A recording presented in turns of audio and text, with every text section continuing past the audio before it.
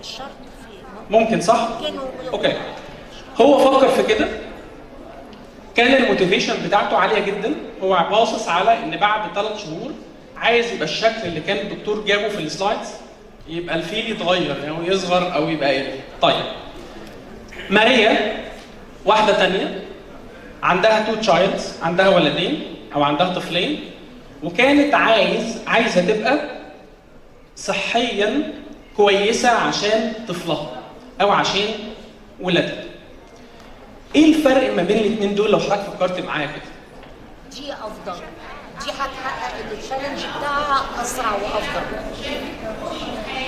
يس يس هي بصت على تو بي هيلثير.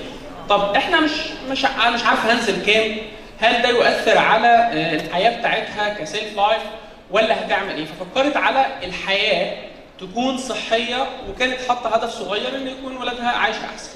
طيب المفروض ماريا تعمل ايه لو هتعيش كويس؟ هتبدا تعمل سمول ستيبس، خطوات صغيره، صح؟ النهارده هتبدا تمشي، بعد شويه اكتر على التريد ميل، بعد كده هتروح للنيوتريشنست، بعد كده هتاخد ميديكيشنز، بعد كده هتروح الجيم، بعد كده هتاخد ممكن ميديسن تقلل الوزن بتاعها. فاكشولي ممكن مين اللي نجح في الاثنين؟ ايه الفرق ما بين الجملتين بقى في الموتيفيشن فيرسس البرسستنسي؟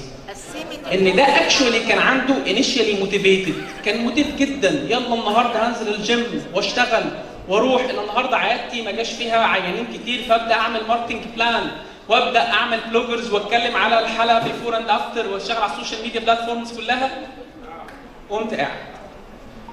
الشخص الثاني لو بنتكلم على ماريا في حياتنا في العياده، النهارده عايز يبقى في اخر السنه عندي بتابع على السوشيال ميديا، بطلع في التلفزيون، بيجي لي حالات كتيره جدا، همشي على حاجه اسمها بيبي ستيبس عشان توصلني على البريزستنسي او المثابره.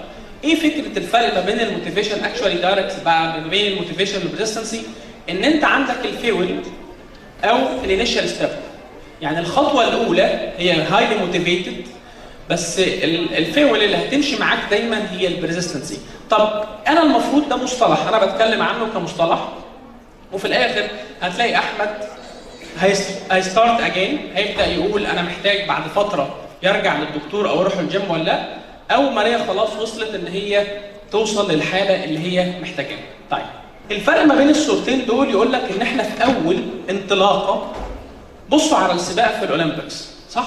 مين اول وقت تلاقي اول طلعه كده تقريبا ما بيبقاش هو اللي بيوصل للنهايه، صح؟ بصوا كده على كل السرعات او الاولمبيكس ميدالز اللي بتحصل في الاولمبياد، تلاقي كل الناس اللي بتبدا اقوياء اكشوالي بيبقى في اخر السباق مش بيبقى هو الوينر. حد شافها؟ ايه اللي بيحصل؟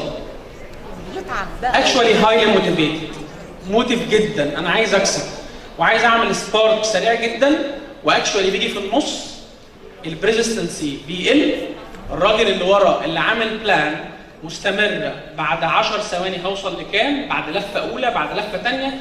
اكشوالي دي المسج اللي بقولها لحضراتكم، الشخص اللي بيجي لك هايلي موتيفيتد اشتغل معاه على البريزستنسي باين. يعني ايه؟ يعني لو جاي لك هايلي موتيفيتد اساله اول حاجه انت حضرتك جاي لي عشان ايه؟ لو قال لك عشان انزل في الوزن، اكشوالي ده هايلي موتيفيتد، الاند ريزلت مش هيوصل للي انت عاوزه.